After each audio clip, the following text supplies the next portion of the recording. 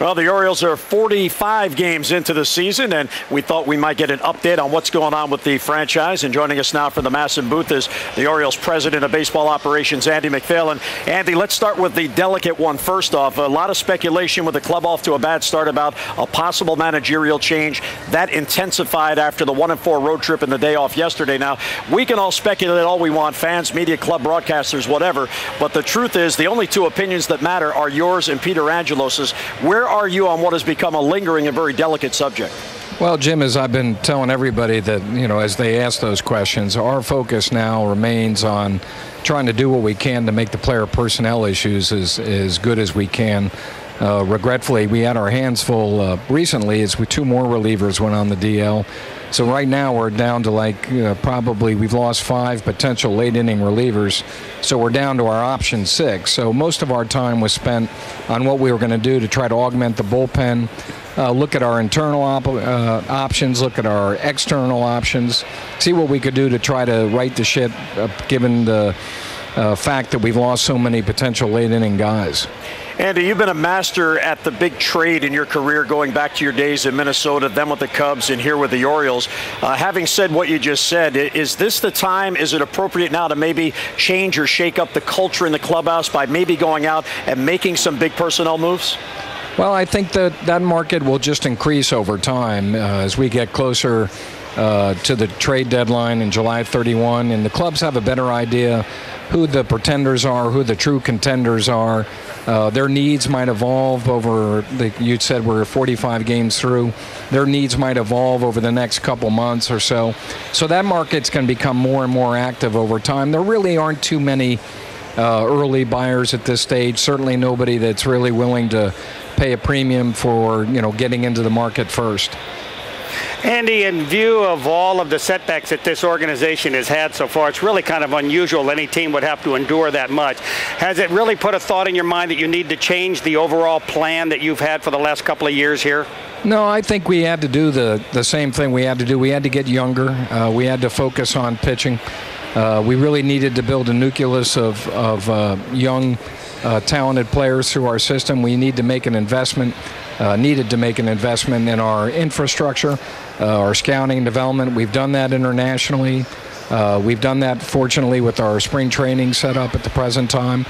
We've done it, with the internal way we operate in terms of the equipment that we use, the amount of scouts we have, and we've been much more aggressive in the amateur signing bonus arena. And I think all those things are things that we needed to do. It's regrettable in the third year here. By now you're looking for some collective progress. I think people recognize that we've had some individual progress getting into this season, but this is a year, as I had said before and still believe, it's a year where we need to show some collective progress, and we need some guys to continue to make progress individually in their careers as well.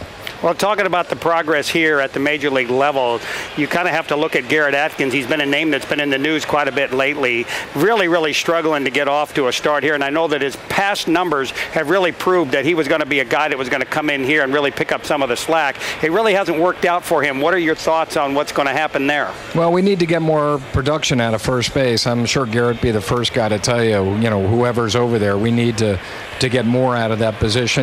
Garrett, I think his history is pretty well chronicled by now. He was a very productive player from 2004 into 2007.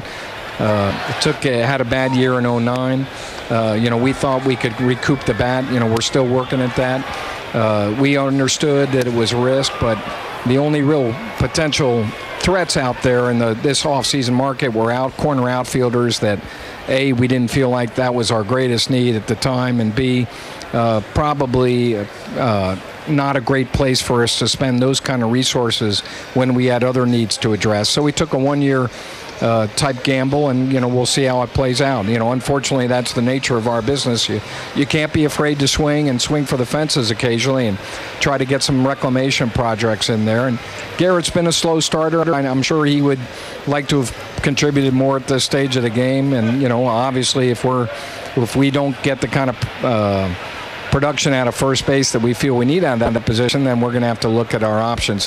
One of them, obviously, would be, we're very fortunate the way Ty is playing. I think Dave had him in the lineup over at first base today to start. Particularly if we get Brian back to second, that gives Ty a place to go. So we'll see how things play out. Well, Andy, I think it is fair to say that this team has underachieved. I think the talent on this club is a lot better than what it has showed. So having said that, how do you kind of jumpstart this team and maybe get one of those 5, 6, 7-game winning streaks that really can go a long ways in calming everything down and then getting onto a positive flow? Well, in my view, our principal issue, in my view, has been we're just not generating the kind of offense that we need to have. If you look at our runs scored per game, we're the second lowest in the league. Our starting pitching is vastly improved from what it was a year ago. It's still not dominant or great, but it's taken us far deeper into the games than it did a year ago at this time.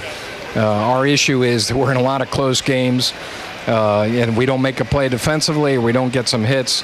The end of the game hasn't worked out well for us, particularly when you consider that 5 of our short relievers are currently on the DL. So that's to me the quickest way to alleviate that, the quickest way to get on a good run is give yourself a little margin for error and score some more runs. We've had a devil of a time putting together the kind of offense that we did even last year at this time. All right, now just to be clear before I let you go, you haven't traded me or Rick yet, right?